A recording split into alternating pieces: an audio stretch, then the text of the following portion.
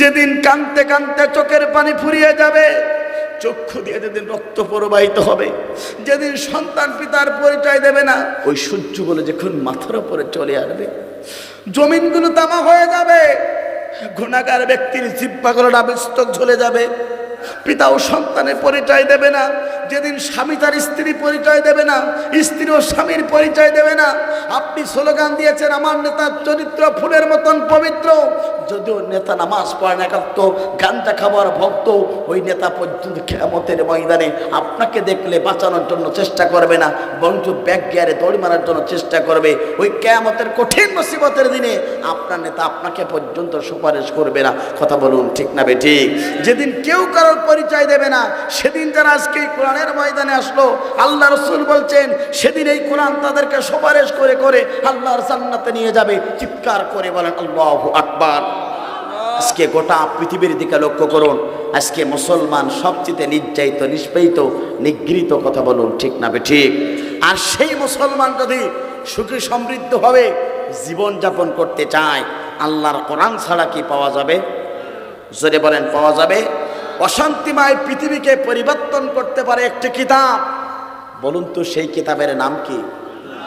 আরো জোরে বলেন সেই কিতাবের নাম কি?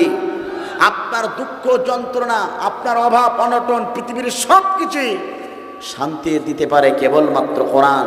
সেই আল্লাহ পাক বলছেন যারা হাজার হাজার মানুষের বাছাইকৃত, হাজার হাজার মানুষের ভিড় থেকে বাছাইকৃত করে আল্লাহ পাক যাদেরকেই কবুল করেছে, তারাই কিন্তু আল্লাহ রসুলের ভাষায় জান্নাতের বাগানে বসতে পেরেছে। কথা বলুন ঠিক না বেঠিক? সুতরাং প্রিয় উপস্থিতি, জান্নাতের বাগানে যারা প্রবেশ করে এরা কি আর বাড়ি ফিরে যেতে চায়? জোরে বলেন চায়? সুতরাং কোরআন যা বলেছে, যদি আপনার বিপক্ষে যায়, সামিনা ওয়া আতানা, কোরআন যা বলেছে এটা আপনাকে সন্তুষ্ট চিত্রে আপনাকে মেনে নিতে হবে, যদি আপনি আল্লাহর জান্নাতে প্রবেশ করতে চান। কথা বলুন ঠিক না বেঠিক? সুতরাং আলোচনার মাঝখানে যদি কেউ যদি কোরআনে আলোচনা ভালো লাগছে না এই মন্তব্য নিয়ে যদি কোনো ব্যক্তি যদি চলে যায়, বলুন তো এই কোরআন কি তার জন্য সুপারিশ করবে, না এই কোরআন আল্লাহর আদালতে তার জন্য মামলা করবে? কথা বলুন ঠিক না বেঠিক? আমার বন্ধুরা তাহলে লক্ষ্য করুন, হাজার হাজার মানুষের বিশ থেকে বাছাইকৃত করে যে মহান রব আপনাকে আমাকে কোরআন শোনার জন্য সুযোগ করে দিয়েছেন, সেই মহান রব কোরআনুল কারীমের ভিতরে বলছেন, বান্দা শুনে রাখো, যারা কোরআন শোনার জন্য কোরআনের ময়দানে বসে যায়, যারা মহাগ্রন্থ আল কোরআনুল কারীমের আলোচনা শোনার জন্য রাত জেগে জেগে যারা কোরআনের তাফসীর মাহফিলে বসে যায়, ওই ব্যক্তিগুলো দুনিয়ার কোনো মানুষ থাকে না, ওই ব্যক্তিগুলো আল্লাহর সবচেয়ে মাহবুব বান্দা হয়ে যায়। একবার জোরে জোরে বলুন আল্লাহু আকবার। আর আল্লাহ পাক বলেন, বান্দা শুনে রাখো, ওই ব্যক্তিগুলার কোরআন শোনার কারণে ওই ব্যক্তিগুলা মুমিন থাকে। আর আল্লাহ রাব্বুল আমিন কোরআনুল কারীমের ভিতরে ঘোষণা করলেন, বান্দা শুনে রাখো, মুমিন ব্যক্তিদের সম্মুখে যখন কোরআন এবং হাদিস থেকে আলোচনা করা হয়, মুমিন ব্যক্তির জীবনের সবচেয়ে বড় দুইটা উপকার হয়। একবার জোরে জোরে বলুন আল্লাহু আকবার। মুমিনেরা কোরআন শুনলে জীবনে সবচেয়ে দুইটা বড় উপকার হয়। এক নম্বর উপকার হলো যতটুকু ঈমান নিয়ে তারা তাফসীর মাহফিলে আসলো, আর আল্লাহ রাব্বুল আমিন বলেন তাফসীর মাহফিলে বসে কোরআন তেলাওয়াত শুনলো, কোরআনের আলোচনা শুনলো, যতটুকু ঈমান নিয়ে তারা তাফসীর মাহফিলে আসলো, আমার বন্ধুরা আল্লাহ পাক বলেন সঙ্গে সঙ্গে এই কোরআনের তাফসীর শোনার কারণে তাদের আস্তে আস্তে করে ঈমানটা বেড়ে যায়। একবার জোরে জোরে বলুন আল্লাহু আকবার। এটা আমার কথা না, মহাগ্রন্থ আল কোরআনুল কারীমে কথা আল্লাহ পাক বলেন, ইন্নামাল মুমিনুনা আল্লাযীনা ইযা যুকিরাল্লাহু ওয়াজিলাত কুলুবুহুম ওয়া ইযা তুলিয়াত আলাইহিম আয়াতুহু যাদাতুহুম ঈমানাও ওয়া আলা রাব্বিহিম ইয়াতাওয়াক্কালুন। আল্লাহ পাক বলেন মুমিন তো তারা, মুমিন ব্যক্তির সম্মুখে যখন এই কোরআনের কথা বলা হবে, মুমিন ব্যক্তির সম্মুখে যখন বিশ্বনবী হাদিস থেকে আলোচনা শুরু হয়ে যাবে, মুমিন ব্যক্তির জীবনের সবচেয়ে বড় উপকার হলো আস্তে আস্তে কোরআনের তাফসীর শুনলে তাদের ঈমানটা বেড়ে যাবে। একবার জোরে জোরে বলুন আল্লাহু আকবার। মুমিন ব্যক্তির সম্মুখে কোরআনের কথা বলা হলে, কোরআনে আলোচনা করলে মুমিন ব্যক্তির ঈমান বাড়ে, কিন্তু আফসোস লাগে, দুঃখ লাগে, বর্তমানে মুসলমানের ঘরে জন্মগ্রহণ করে মুসলমান পরিচয় দিয়ে এই কোরআনের হক তাফসীর আলোচকরা যখনই করে অসংখ্য মুসলমানের সন্তান আছে, ঈমান বাড়ে না, বরঞ্চ আবু জেলের বাচ্চার মতন শয়তানি বাড়ে। কথা বলুন ঠিক না বেঠি? আমার বন্ধুরা, আফসোস থাকে, দুঃখ লাগে, 95% এই মুসলমানের দেশে, যে দেশের মানুষেরা ঘুম ভাঙে আযান শুনে, যে দেশের মানুষেরা ঘুমাতে যায় আযান শুনে, এই দেশে আল্লাহর কোরআনের কথা বলা হলে, আল্লাহর কোরআন থেকে তাফসীর করা হলে মুসলমানদের ঈমান বাড়ে, আর মুসলমানের ঘরে জন্মগ্রহণ করে আবু জেলের বাচ্চাদের ঈমান বাড়ে না, বরং আবু জেলের বাচ্চার মতন শয়তানি বাড়ে। এমন কুলাঙ্গের সন্তান সমাজে আছে না নাই? আফসোস, দুঃখ এখানে। উপস্থিতি, ঈমান যদি আপনার বাড়ে, মনে করতে হবে আপনি আল্লাহর প্রিয় গোলাম। আর যদি কোরআন হাদিসের আলোচনা শোনার পরে যদি কুট করে কামড় জোরে অন্তরের ভিতরে মনে করতে হবে মুসলমানের ঘরে জন্মগ্রহণ করেছেন, কিন্তু এখন পর্যন্ত আল্লাহর প্রিয় গোলাম হতে পারেন নাই। কথা বলুন ঠিক না বেঠিক? উপস্থিতি, সুতরাং মুমিন জীবনের 1 নম্বর উপকার কোরআন শুনলে ঈমান বাড়বে। 2 নম্বর উপকার হলো প্রিয় বন্ধুরা, সেটা আল্লাহর কোরআনে রব্বুল আলামিন বলেন, বান্দা শুনে রাখো, ওই যারা ঈমানদার হবে, কোরআন তেলাওয়াত শুনবে, কোরআন আলোচনা শুনবে, এরা দুনিয়ার কোনো জালিম স্বৈরাচারের কাছে মাথা নত করবে না। যতই তাদের আঘাত প্রাপ্ত করা হোক, যতই তাদের কষ্ট দেওয়া হোক, যতই তাদের নির্যাতন করা হোক, যতই তাদের স্টিম রোলার চালানো হোক না কেন, তারা দুনিয়ার কোনো জালিম স্বৈরাচারের কাছে মাথা নত করে না। তাদের মাথা নত হয় কেবলমাত্র শুধুমাত্র একমাত্র আল্লাহর কাছে। কথা বলুন ঠিক না বেঠিক? সুতরাং আল্লাহ পাক বলছেন, মুমিন ব্যক্তির কোরআনের তাফসীর মাহফিলে আসলে ঈমান বৃদ্ধি পায়। 2 নম্বর উপকার হলো তারা দুনিয়ার কারোর কাছে মাথা নত করে না। সুতরাং মুমিন ব্যক্তি কারা কারা? দুহাত তুলে আল্লাহকে দেখিয়ে দেন তারা। লিল্লাহে তাকবীর, লিল্লাহে তাকবীর, হাত নামান। তাহলে আপনি আমি কি দুনিয়ার কোনো জালিম স্বৈরাচারের কাছে মাথা নত করব? হায়াতের মালিককে। একবার পৃথিবীতে এসেছি, একবার বিদায় নেব, কিন্তু জীবনটা কোরআন হাদিস মোতাবেক আপনাকে গড়তে হবে। জাহান্নাম থেকে যদি আপনি বাঁচতে চান, তাহলে আপনার জীবনটাকে কোরআন মোতাবেক সাজাতে হবে। কোরআন যে পথে চলতে বলেছে আপনাকে সেই পথে চলতে হবে। কারণ জুরান যদি কোরআনের পক্ষে আপনি থাকতে পারেন, ইসলামের পক্ষে থাকতে পারেন, এই কোরআন হাসরের ময়দানে আপনার আমার জন্য সুপারিশ করবে।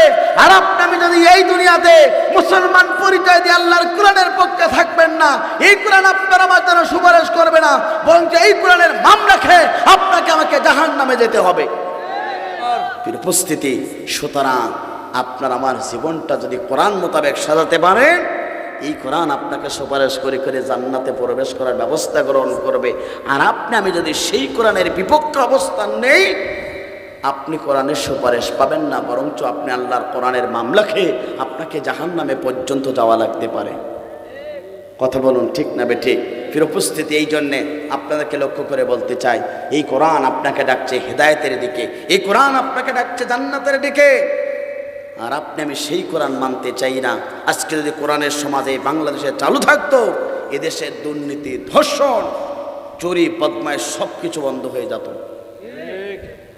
আপনার আমার ঘামের ট্যাক্সের টাকা দিয়ে বড় বড় এসি রুমেতে থাকে, আর বড় বড় কথা ইসলাম বিরোধী, কোরআন বিরোধী বক্তব্য ছাড়ে।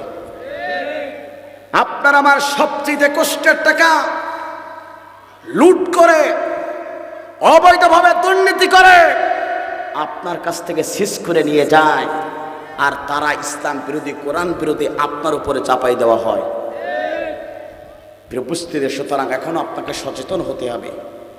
এখনো পর্যন্ত যদি সচেতন না হয়, এমন একটা দেশে আমরা বসবাস করি, এই দেশে পুজো হলে কোনো প্রকার অনুমতি লাগে না, এই দেশে যাত্রা প্যান্ডেল হলে কোনো প্রকার অনুমতি লাগে না, এই দেশে কনসার্টের মতন অপসংস্কৃতির বিরাদারে সমাজটাকে ধ্বংস করার পায়তারা করে, সেখানে কোনো পারমিশন লাগে না।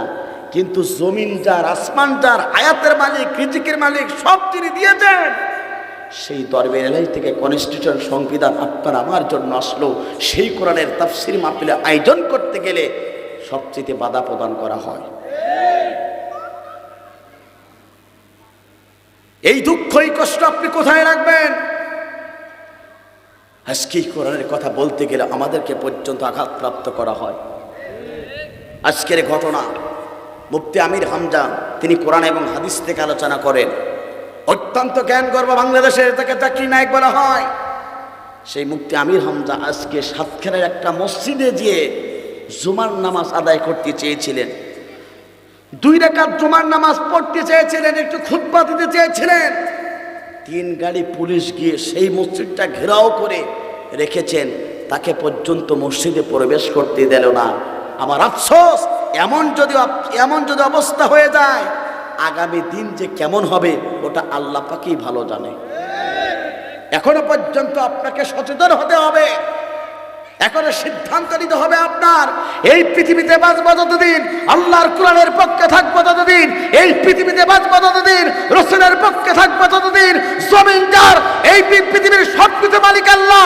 আল্লাহর জমিনে আল্লাহর কোরআনের তাফসীর চলবে। মুসলমানের বিরুদ্ধে যদি কোনো বক্তব্য আছে, তার প্রতিবাদ করার জন্য মুসলমান তৈরি থাকবে। কারণ আমরা সবকিছু মেনে নিতে পারি, কিন্তু কোরআন রাসূলের বিরুদ্ধে বক্তব্য দিলে মুসলমান আর ঘরে বসে থাকতে পারে না। আমার বন্ধুরা, তাহলে লক্ষ্য করুন, জীবনে এমন কোন কর্মসূচি বাস্তবায়ন করলেন যার কারণে আপনাকে মৃত্যুর পরে জাহান্নামে যেতে যাওয়া লাগতে পারে। তার প্রথম নম্বর পয়েন্ট হলো, যারা এই দুনিয়াতে নিরপরাধ মানুষগুলোকে যারা জুলুম করবে, নির্যাতন করবে, আল্লাহর কোরআন বলে মৃত্যুর পরে ওই ব্যক্তিগুলো সবচেয়ে জাহান্নামে যাবে। কথা বলুন ঠিক না বেঠিক? এটা আমার কথা রে, মহাগ্রন্থ আল কোরআনুল কারীমের কথা। আল্লাহ রাব্বুল আলামিন সুন্দরভাবে কোরআনুল কারীমের ভিতরে ঘোষণা করলেন, বান্দা শুনে রাখো, যারা এই দুনিয়াতে যারা মানুষের প্রতি জুলুম করবে, নির্যাতন করবে, স্টিম রোলার চালাবে, অত্যারা নিরপরাধ মানুষগুলোকে যারা জুলুম নির্যাতনের পর্যন্ত স্বীকার করাবে, আল্লাহর কোরআন বলে ওই ব্যক্তিগুলো নামাজ রোজা হজ যাকাত করার পরেও তারা জাহান্নামে যাবে। কথা বলুন ঠিক না বেঠিক? এই কোরআন শরীফের 42 নম্বর সূরা, সূরার 42 নম্বরেতে আল্লাহ রাব্বুল আলামিন সুন্দরভাবে ঘোষণা করলেন, إنما السبيل على الذين يظلمون الناس ويبغون في الأرض بغير الحق أولئك لهم عذاب أليم। আল্লাহ পাক বলেন, কিয়ামতের ময়দানে আল্লাহ পাক তাদের বিরুদ্ধে ব্যবস্থা গ্রহণ করবে। আল্লাহ পাক বলেন, বান্দা শুনে রাখো, কিয়ামতের ময়দানে আল্লাহ পাক তাদের বিরুদ্ধে ব্যবস্থা গ্রহণ করবে যারা এই দুনিয়াতে নিরপরাধ মানুষগুলোকে যারা জুলুম করেছে, নির্যাতন করেছে, স্টিম রোলার চালিয়েছে, আর সমাজ যারা এই কাজগুলো করে যারা বিশৃঙ্খলা সৃষ্টি করেছে, অর্থাৎ সমাজ যারা বিশৃঙ্খলা বিদ্রোহ করার জন্য তারা চেষ্টা করেছে, আল্লাহ পাক বলেন মৃত্যুর পরে ওই ব্যক্তিগুলো জাহান্নামে যাবে, আর তাদের জন্য কঠিনতম শাস্তি আল্লাহ পাক ব্যবস্থা গ্রহণ করবে। কথা বলুন ঠিক না বেঠিক? আমার বন্ধুরা, সুতরাং 1 নম্বর পয়েন্ট হলো, যারা এই দুনিয়াতে নিরপরাধ মানুষগুলোকে যারা জুলুম করবে, নির্যাতন করবে, স্টিম রোলার চালাবে, আল্লাহর কোরআন বলে আল্লাহ পাক তাদের বিরুদ্ধে হাসরের ময়দানে ব্যবস্থা গ্রহণ করবে। আমার বন্ধুরা, এবার আপনার কাছে আমার প্রশ্ন হলো, গোটা পৃথিবীতে জুলুম আছে না নাই? জোরে বলেন, আছে না নাই? গোটা পৃথিবীতে সবচেয়ে মুসলমান আজকে জুলুমের শিকার।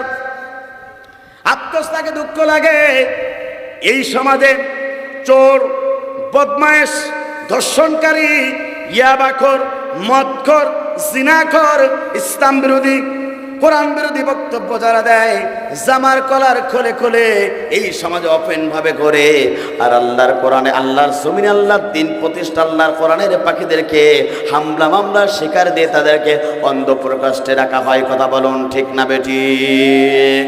আল্লাহ পাক বলেন, বান্দা শুনে রাখো, যে সমাজে নিরপরাধ মানুষগুলোকে অপরাধী বানিয়ে রাতের পর রাত, দিনের পর দিন যারা জুলুম করবে, যারা এই কর্মসূচি বাস্তবায়নের জন্য যারা চেষ্টা করবে, আল্লাহ পাক বলেন নামাজ পড়বেন, রোজা রাখবেন, তাহাজ্জুদ পড়বেন, 560টা মসজিদ বানাবেন, অনেক কিছু করবেন, কোরআন তেলাওয়াত করবেন, দিনের কর্মসূচি কোরআন দিয়ে শুরু করবেন, কিন্তু জুলুমের কাজ করার কারণে ওই নামাজ রোজা হজ যাকাত কিছুই কাজে লাগবে না।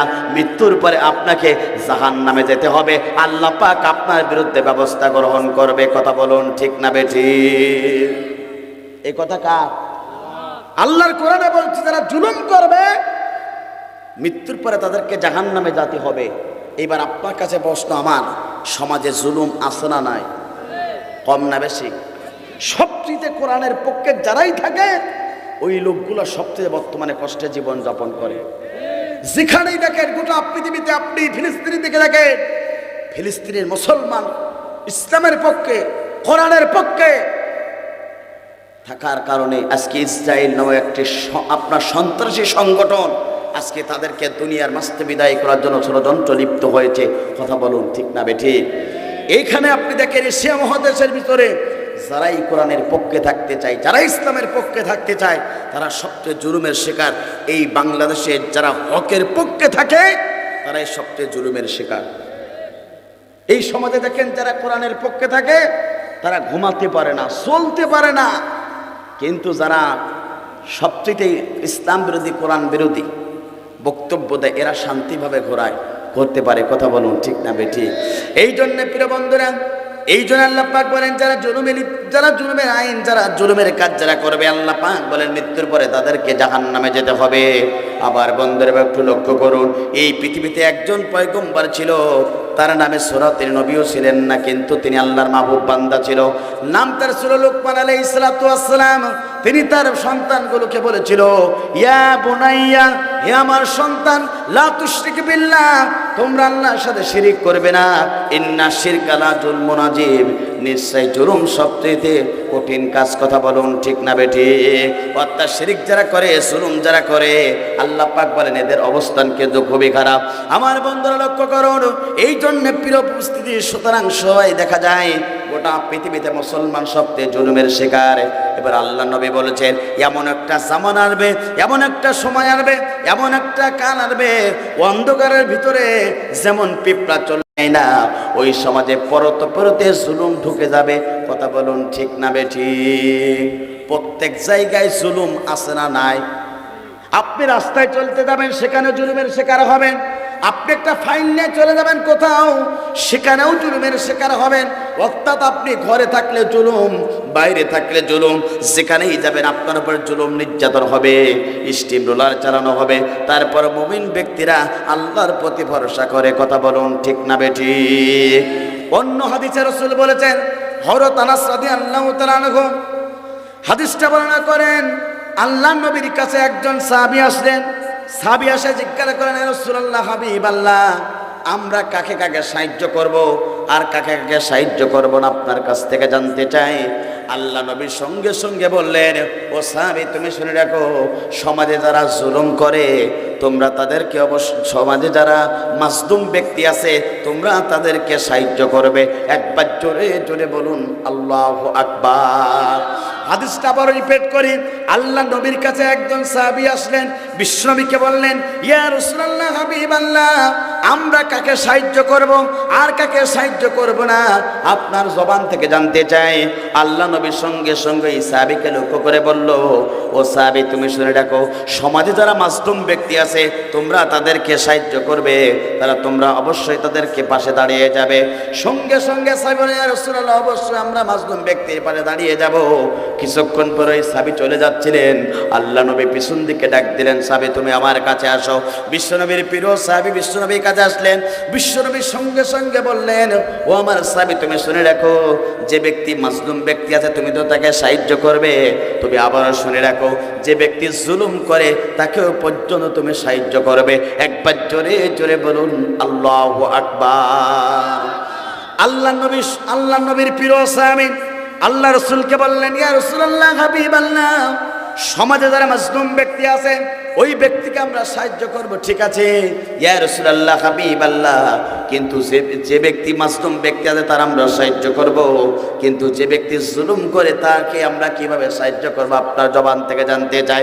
সঙ্গে সঙ্গে আল্লাহ রাসূল বলেন, উনজুর আখা, তুমি তাকে এইভাবে সাহায্য করবে, তিনি যখন জুলুম করবে তুমি তার অবশ্যই প্রতিবাদ করবে, হাতের বিরুদ্ধে তুমি দাঁড়িয়ে যাবে, তাহলে মাজলুম ব্যক্তি আর অর্থাৎ যে জুলুম করে ওই ব্যক্তির জুলুম করতে পারবে না। কথা বলুন ঠিক না বেঠিক?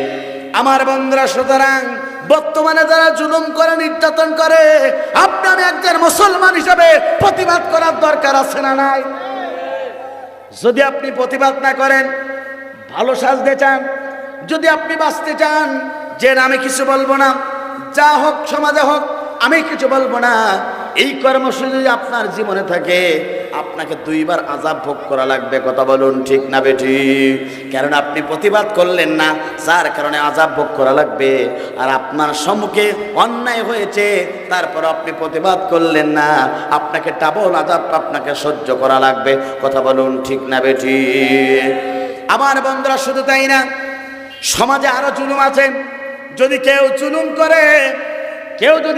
করে, একজন ব্যক্তির 1 বিঘা জমি যদি সে অন্যায়ভাবে ভক্ষণ করে, সমাজ যদি অন্যায়ভাবে একজন ব্যক্তির 1 বিঘা জমি যদি সে ভক্ষণ করে অন্যায়ভাবে, আল্লাহ নবী বলেছেন 7 তবক জমিন তার গলার ভিতরে লটকায় দিয়ে হাসরের ময়দানে আল্লাহ পাক তাকে উঠাবেন। কথা বলুন ঠিক না বেঠিক? সমস্ত ব্যক্তিগুলা জিজ্ঞাসা করা হবে, ভাই আপনার অবস্থাই কেন? সকলেই সেদিন তারা বলবে, কারণটা হলো আমি অন্যায়ভাবে মানুষের 1 বিঘা জমি আমি ভক্ষণ করেছিলাম, যার কারণে অবস্থা আমার বন্ধুরা লক্ষ্য করুন। তাহলে 1 বিঘা জমি যদি ভক্ষণ করা অন্যায়ভাবে গ্রাস করার কারণে যদি 7 তবক জমিন যদি আপনার গলার ভিতরে করা হয়, বর্তমানে ঠিক একইভাবে হাদিসের রেফারেন্সে বলা হয়, কেউ যদি অন্যায়ভাবে নিরপরাধ মানুষগুলোকে একটা কেস দিয়ে অন্ধপ্রকাশে জীবনযাপন করায়, হাসরের ময়দানে 7টা কেস আল্লাহর পক্ষ থেকে আপনার বিরুদ্ধে হবে। কথা বলুন ঠিক না বেঠিক? খাপে খাপ মুনতাজের বাপ মিলে গেলে বুঝবেন কতটুকু লস আর কতটুকু লাভ। ঠিক না বেঠিক? আমার বন্ধুরা, এই জন্য জুলুম করা যাবে না, মানুষগুলোকে কষ্ট দেওয়া যাবে না। এই জুলুম সমাজে আছে না নাই? বলেন আছে না নাই? জুলুম করে কারা? আপনি আপনার বিবেকের কাছে প্রশ্ন করেন, উত্তর পেয়ে যাবেন। কথা বলুন ঠিক না বেঠিক? আপনি আপনার বিবেকের কাছে প্রশ্ন করুন, তাহলে উত্তর পেয়ে যাবেন যে সমাজে জুলুম করে তারা আল্লাহর কোরআনের বিপক্ষে চলতে যায় যারা। আমার বন্ধুরা, সুতরাং 1 নম্বর পয়েন্ট হলো, যারা জুলুম করবে মৃত্যুর পরে তাদের স্থান কোথায়? জোরে বলেন কোথায়? জাহান্নাম। নামাজ হজ যাকাত করার পরেও কোনো ইবাদত আপনাকে জাহান্নাম থেকে বাঁচাতে পারবে না, কারণ আপনি জুলুমের কর্মসূচির উপরে ছিলেন। কথা বলুন ঠিক না বেঠিক? আমার বন্ধুরা, লক্ষ্য করুন, যারা সমাজের এমন জুলুম করবে,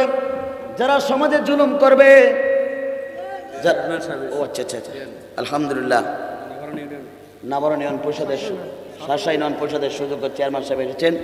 আলহামদুলিল্লাহ, আমরা দোয়া করি আল্লাহ পাক চেয়ারম্যান সাহেবকে ইসলামের জন্য, কোরআনের জন্য কবুল করুক। চিৎকার করে আল্লাহুম্মা আমিন। ভবিষ্যতে হতে পারে, জানার দরকার আছে না নাই? আমার বন্ধুরা লক্ষ্য করুন, যুগে যুগে যারা জুলুম করেছেন, ইতিহাস প্রমাণ করে এই পৃথিবীতে মিল্লাতা আবিকুম ইব্রাহিম ওয়া সাম্মাকুমুল মুসলিমিন, মুসলিম জাতির বিদায় ইব্রাহিম আলাইহিস সালাতু ওয়াস সালাম কালেমার দাওয়াত দেবার কারণে, ইসলামের দাওয়াত দেবার কারণে নমরুদ তাকে মারার জন্য প্ল্যান করেছিল, জুলুম করেছিল, নির্যাতন করেছিল। সেই নমরুদকে গোটা পৃথিবীতে দৃষ্টান্ত রাখার জন্য জুতা পিটা করে ন্যাংরা মশা দিয়ে আল্লাহ পাক তাকে সাইজ করেছিল। কথা বলুন ঠিক না বেঠিক? এই ইসলামের প্রতিষ্ঠান আন্দোলন করার কারণে মুসা আলাইহিস সালাতু ওয়াস সালাম তিনি দ্বীনের দাওয়াত দিয়েছিলেন। ফিরআউন সহ্য করতে পারে নাই, ফিরআউন তাকে নির্যাতন জুলুম করেছিল, যার কারণে আল্লাহ রাব্বুল আলামিন মুসা আলাইহিস সালাতু ওয়াস সালামকে বাঁচিয়েছিলেন। আর পানিতে, সেই ফোরাত নদের পানিতে চুপিয়ে আমার বন্ধুরা ফিরআউনকে আল্লাহ রাব্বুল আলামিন পৃথিবীর মাঝে বিদায় গ্রহণ করিয়েছিলেন। কথা বলুন ঠিক না বেঠিক? সুতরাং বর্তমানে নমরুদ সাজবে যারা, বর্তমানে ফিরআউন সাজবে যারা, জুতার বাড়ি পানির পাতা পানিতে চুবানি ভবিষ্যতেও খাবে তারা। কথা বলুন ঠিক না বেঠিক? আমার বন্ধুরা, কানে শেষ নয়, আপনার আমার বিশ্ব নবী, আখেরি জামানা নবী, তিনিও কালেমার দাওয়াত দিয়েছিলেন, ইসলামের দাওয়াত দিয়েছিল। আবু জেহেল সহ্য করতে পারি নাই, বিশ্ব নবীর প্রতি জুলুম করেছিল, নির্যাতন করেছিল, যার কারণে আল্লাহ রাব্বুল আমিন বদরের প্রান্তরে আবু জেহেল গোষ্ঠা আল্লাহ রাব্বুল আমিন বিদায় করেছিলেন। আর গোটা পৃথিবীতে বিশ্ব নবীকে আল্লাহ রাব্বুল আমিন সম্মানিত করেছিলেন। কথা বলুন ঠিক না বেঠিক? সুতরাং জুলুম যারা করবে তাদের পরিণতি দুনিয়াতেও খারাপ হবে, আখিরাতেও খারাপ হবে। ইতিহাস থেকে একটা ঘটনা আমি বলতে চাই। আমার বন্ধুরা, একটা সমাজে একটা যুবক ছিল। এই যুবকটা একটি বাজারে গিয়ে প্রতিদিন যুবকটা বামা তুসো করে সকলকে বলে, তোমরা জুলুম করো না, তোমরা জুলুম করো না, তোমরা জুলুম করো না, খবরদার তোমরা জুলুম করবে না। এই কথা যখন এই যুবকটা 1 দিন 2 দিন 3 দিন পরে এইভাবে অনেক দিন বলা শুরু হয়ে গেল, হঠাৎ করে একজন বৃদ্ধা ওই যুবককে লক্ষ্য করে বলে, যুবক, প্রতিদিন তুমি এই বাজারে এসে বাম হাতটা উঁচু করে সকল ব্যক্তিকে লক্ষ্য করে বলেও যে জুলুম করো না, জুলুম করো না, জুলুম করো না। ও যুবক, কেন তুমি এই কথা বলো? তোমার জবান থেকে একটু জানতে চাই, ঘটনাটা শুনতে চাই। যুবক, তুমি বলবে কিনা জানিয়ে দাও। যুবককে যখন বৃদ্ধাই প্রশ্ন করে, সঙ্গে সঙ্গে যুবকটা বলে, ও বৃদ্ধা, তাহলে আপনি শুনে রাখুন, জীবনে আমার এমন একটা ঘটনা ঘটেছে যার কারণে আমি সতর্ক করার জন্য প্রতিদিন বামারটা উচ্চ করে সকলকে বলি জুলুম করো না, জুলুম করো না। কারণটা হলো, আমি ছিলাম একজন জালিম স্বৈরাচারের অনুসারী, আমি ছিলাম একজন জালিম স্বৈরাচারের একজন অর্থাৎ খাঁটি বান্দা ছিলাম, তার আন্ডারে কাজ করতাম। হঠাৎ করে আমি যুবক একদিন আমার বাড়ির পাশে একটা নদী বহমান ছিল, সেই নদীর পাশে আমি চলে গিয়েছিলাম। গিয়ে দেখলাম একজন জেলে একটা জাল নিয়ে নদীতে এসে জাল ফেলিয়ে দেয়। আমি জেলের পাড়ে চলে গেলাম। প্রথম একটা জেলের বার্তা জালটা ফেরিয়ে দিল নদীতে। প্রথম টান দিলে কোনো মাছ পেল না, কিছুই পেল না। আরেকটা বার জাল ফেলিয়ে দিল নদীতে। দ্বিতীয়বার কোনো মাছ পেল না, কিছুই পেল না। তৃতীয়বার ওই জেলেটা ওই নদীতে আর একটা মাছ অর্থাৎ জালটা ফেলিয়ে দিল। কিছুক্ষণ পরে আমি দেখলাম জেলেটা মনটা খুশি, মনটা খুব হাসি খুশি। আমি জেলেকে জিজ্ঞাসা করলাম, জেলে, তুমি এই জালটা ফেলার কারণে দুইবার কোনো হাসি নেই, তৃতীয়বার কেন হাসলে? তোমার জবান থেকে জানতে চাই। আমি যুবক যখন জেলেকে জিজ্ঞাসা করলাম, সঙ্গে সঙ্গে জেলে আমাকে প্রশ্নের উত্তর দিল, ও যুবক, তুমি শুনে রাখো, দুইটা বার জাল ফেলালাম, কোনো মাছ পেলাম না। তৃতীয়বার জালটা ফেলানোর কারণে জালের ভিতরে একটা মাছ বেঁধেছে। একবার জোরে জোরে বলুন আল্লাহু আকবার। আমি জেলে এই জন্যে খুশি হয়ে গিয়েছি। আস্তে আস্তে করে আমার সম্মুখে ওই জেলেটা আস্তে আস্তে করে জালটা টানা শুরু হয়ে গেল। জালটা যখন পানি থেকে উপরে ওঠানো হলো, সঙ্গে সঙ্গে দেখলাম ওই জালের ভিতরে একটা বোয়াল মাছ ছিল। আমি যুবক, আমার লোভ হলো, আমি জেলেকে বললাম, ও জেলে, এই মাছটা আমি নিতে চাই, তুমি মাছটা আমাকে দিয়ে দাও, এরপরে মাছ হইলে তুমি বাড়িতে নিয়ে যাবে। সঙ্গে সঙ্গে জেলে আমাকে লক্ষ্য করে বলে, ও যুবক, না না না, এই মাছটা তুমি নিও না, আমার বাড়িতে 3টাতে উনুনে কোনো আগুন জ্বলে না। আমার কাজ হলো প্রতিদিনই আমি এখান থেকে মাছ পাই, মাছ ধরে ধরে ওইগুলা বিক্রি করি বাজারে।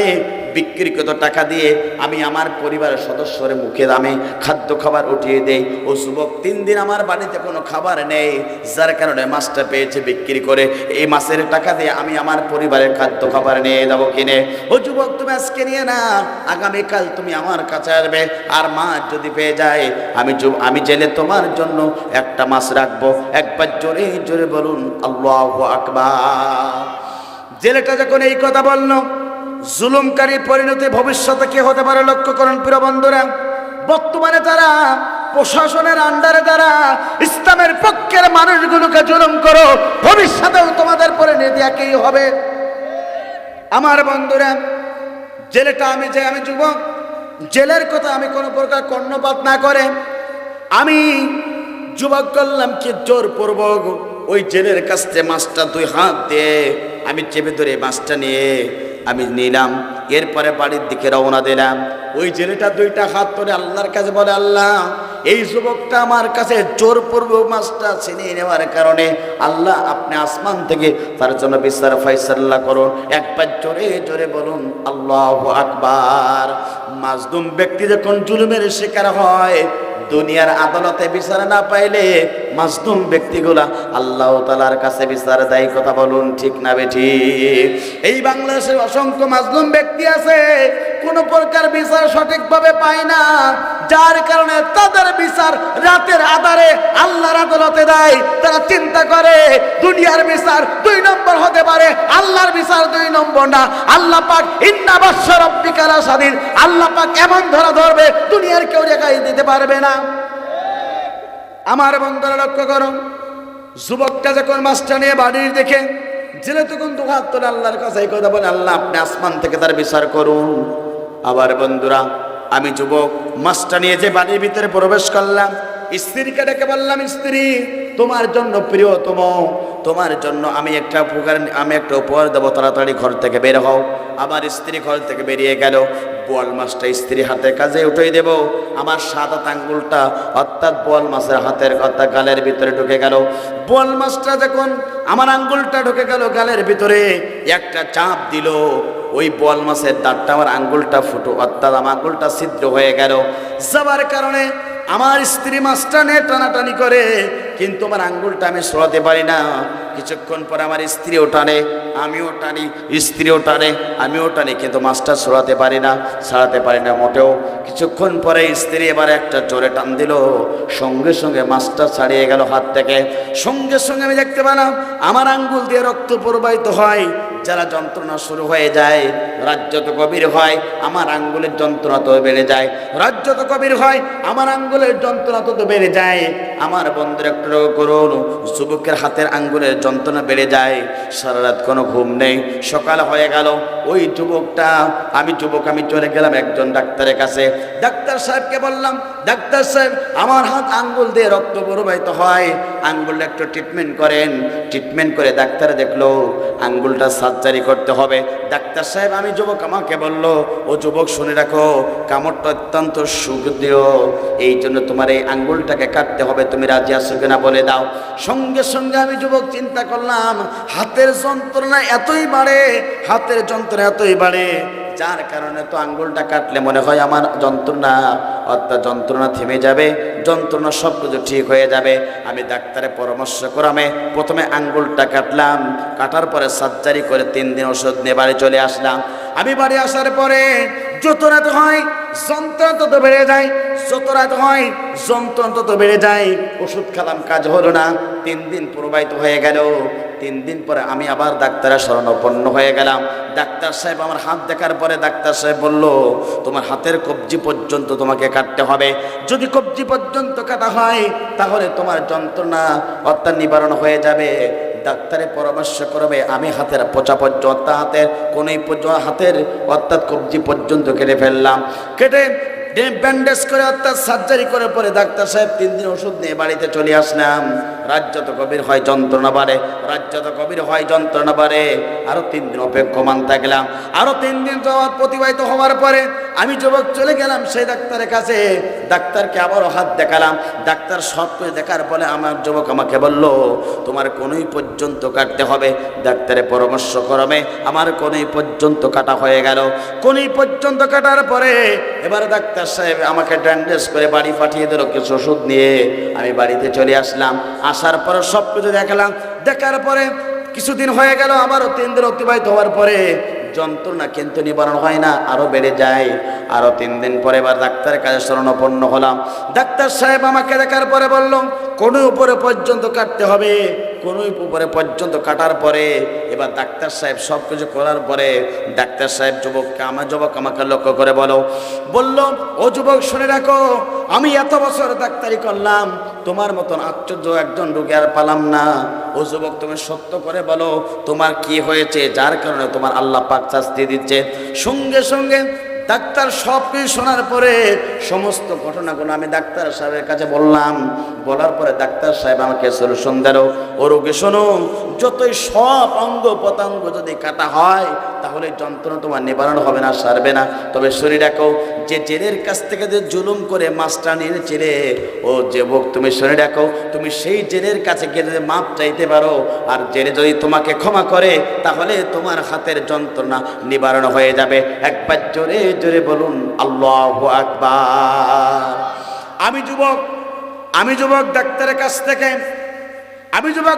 কাছ থেকে সব কিছু শোনার পরে বাড়িতে চলে আসলাম। স্ত্রীকে বললাম, স্ত্রী তুমি আমার জন্য তাড়াতাড়ি একটা জামা দাও। স্ত্রী আমার একটা জামা বের করে দিল, এটা গায়ে দিয়ে চলে গেলাম সে নদীর কাছে। গিয়ে দেখলাম সেই জেলেটা তখন পর্যন্ত, অর্থাৎ তিনি ছিলেন ওই মাছ ধরার জন্য অপেক্ষমান ছিলেন। আমি ওই সঙ্গে সঙ্গে জেলের কাছে গিয়ে আমার বাম হাতটা দিয়ে সঙ্গে সঙ্গে জেলের পা দুইটা জড়িয়ে ধরার জন্য চেষ্টা করলাম। জেলে বলে, কি করো যুবক, তুমি আমার কেন পায়ে ধরো? ও যুবক, কেন তুমি পায়ে ধরো? তুমি আমার পা ধরো না, তোমার পরিচয় কি? সঙ্গে সঙ্গে আমি যুবক বললাম, ও জেলে আপনি আমাকে মাফ করে দেন, আপনি আমাকে ক্ষমা করে দেন। আপনি আমাকে মাফ না করলে আমার বড় সর্বনাশ হয়ে যাবে, সর্বনাশ হয়ে যাবে। সঙ্গে সঙ্গে জেলে বলল, ও যুবক তোমার পরিচয় কি জানতে চাই?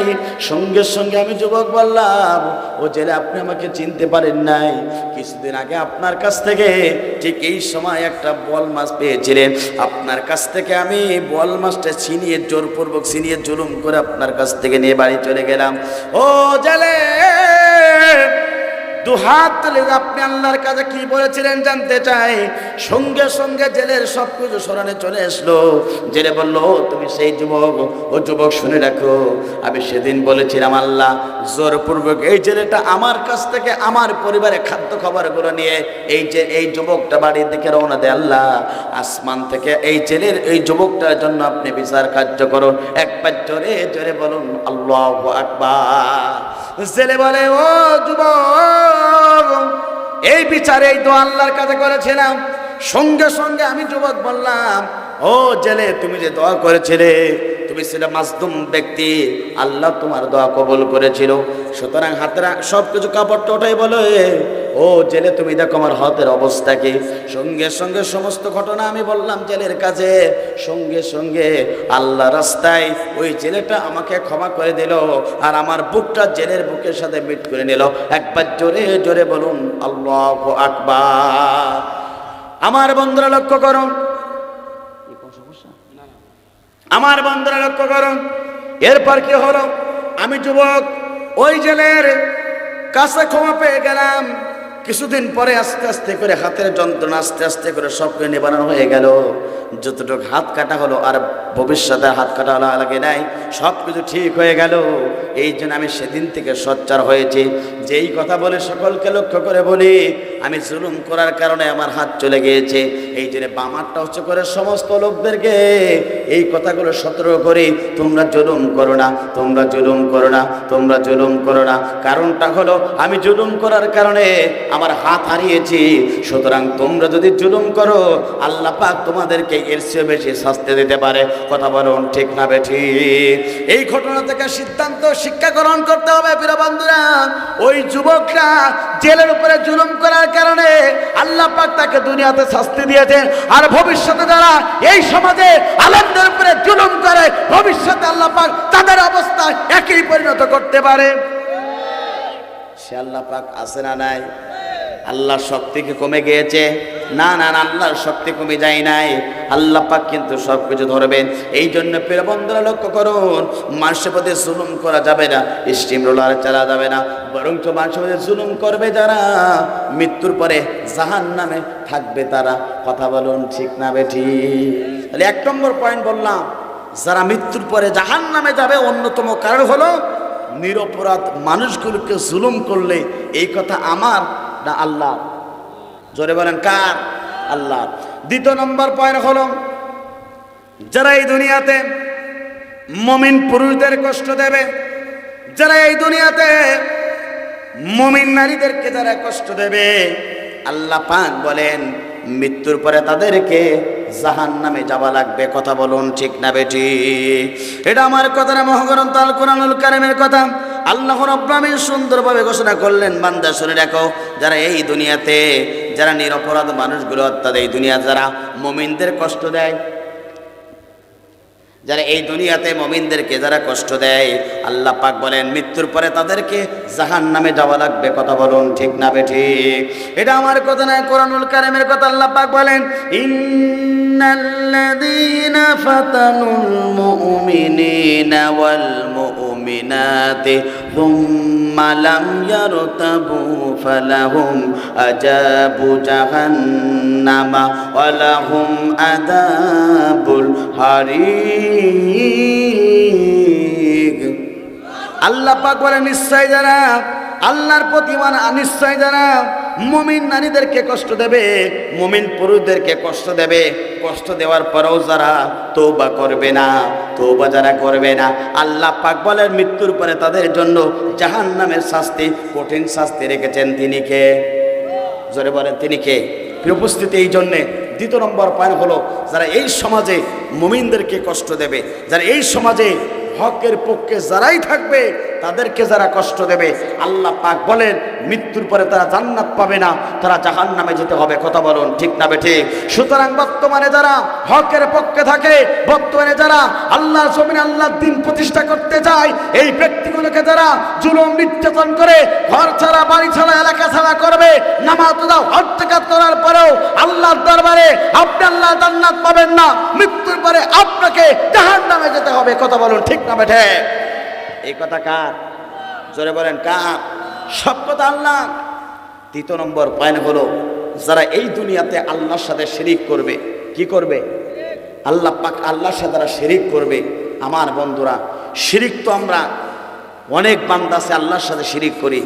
অন্যতম একটা শিরিক হলো প্রিয় বন্ধুরা, যারা আল্লাহর জমিনে, আল্লাহ সর্বসমর্থ ক্ষমতার মালিক, সব কিছুর মালিক আল্লাহ, এটাকে যারা বিশ্বাস না করে, যারা বলে সমস্ত ক্ষমতার মালিক জনগণ, এই বিশ্বাস নিয়ে যারা সমাজে চলে, আল্লাহর কোরআন বলছে মৃত্যুর পরে তাদেরকে জাহান্নামে যাওয়া লাগবে। কথা বলুন ঠিক না বেঠিক? সুতরাং মুমিন হিসাবে সমস্ত ক্ষমতার মালিককে, সমস্ত রাজত্বর মালিককে, সব কিছুর মালিককে আল্লাহ। তো সুতরাং আসুন, এইভাবে 8টা পয়েন্ট ছিল, বাকি 5টা বলতে পারলাম না। তাহলে 1 নম্বর পয়েন্ট হলো, যারা দুনিয়াতে মানুষের মধ্যে জুলুম করবে, নির্যাতন করবে, মৃত্যুর পরে তাদেরকে জাহান্নামে যাওয়া লাগবে। 2 নম্বর, যারা মুমিন পুরুষ মুমিন নারীদেরকে যারা কষ্ট দেবে, বিস্তারিত বলতে পারলাম না, তাদেরকে মৃত্যুর পরে জাহান্নামে যেতে হবে। 3 নম্বর হচ্ছে, যারা আল্লাহর সাথে আইন ব্যবস্থায় যারা শিরিক করবে, মৃত্যুর পরে তাদেরকে জাহান্নামে যাওয়া লাগবে। কথা বলুন ঠিক না বেঠিক?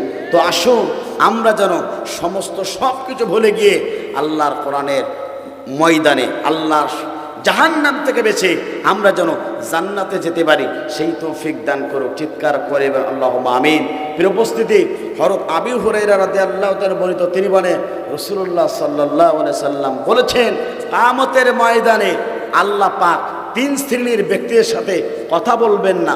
আল্লাহ পাক তাদের দিকে তাকাবেন না, তাদেরকে নাজাতও দেবেন না। তার 1 নম্বর হলো, যারা বৃদ্ধা বয়সে জিনা করবে, আল্লাহ পাক তাদের দিকে কিয়ামতের ময়দানে তাকাবেন না। কথা বলুন ঠিক না বেঠিক? 2 নম্বর হচ্ছে মিথ্যুক বাদশা, মিথ্যুক শাসক, যারা মিথ্যা কথা বলে, মানুষের অধিকারকে যারা নিজে নিয়ে মানুষের অধিকারের উপর হরণ করে, ওই ব্যক্তির উপরে সেদিন আল্লাহ পাক তাকাবেন না। কথা বলুন ঠিক না বেঠিক? মিথ্যা শাসক, মিথ্যা বাদশা সমাজে আছে না নাই? জোরে বলেন আছে না নাই? 3 নম্বর হচ্ছে অহংকারী ফকির, যারা অহংকার করে এই সমাজে চলে, আল্লাহ রাসূল বলছেন কিয়ামতের ময়দানে আল্লাহ পাক তাদের দিকে তাকাবেন না। তো আসুন, আমরা যেন সেদিন আল্লাহর তাকানো থেকে মাহরুম না হয়ে, আমরা যেন সেদিন আল্লাহ তাআলার সেই নৈকট্য হাসিল করতে পারি। আল্লাহ রাব্বুল আমিন আপনাকে আমাকে সেই তৌফিক দান করুক। ইউটিউবে মাওলানা রবিউল ইসলাম খুলনা লিখলে অসংখ্য আলোচনা আছে, আমার নাম্বারটাও দেওয়া আছে। স্পেসিফিক কারো যদি ভিজিটিং কার্ড লাগে আমার কাছ থেকে নিয়ে যাবেন। আর আপনাদের এলাকার কৃতি সন্তান জনাব হযরত মাওলানা ইয়ামিন আনসারীর সাথে যোগাযোগ করলে আপনি আমাকে পেয়ে যাবেন। ইনশাআল্লাহ আপনারা ভালো থাকবেন, সুস্থ থাকবেন। আল্লাহ পাক এই লাউতালা হাফেজি মাদ্রাসাকে কবুল করুক। সমস্ত যে কয়জন হাফেজ আজকে পাকড়ে নেবে, সকলকে আল্লাহ পাক কোরআনের জন্য কবুল করুক। চিৎকার করে বলেন আল্লাহুম্মা আমিন। আসসালামু আলাইকুম ওয়া রাহমাতুল্লাহি ওয়া বারাকাতুহু।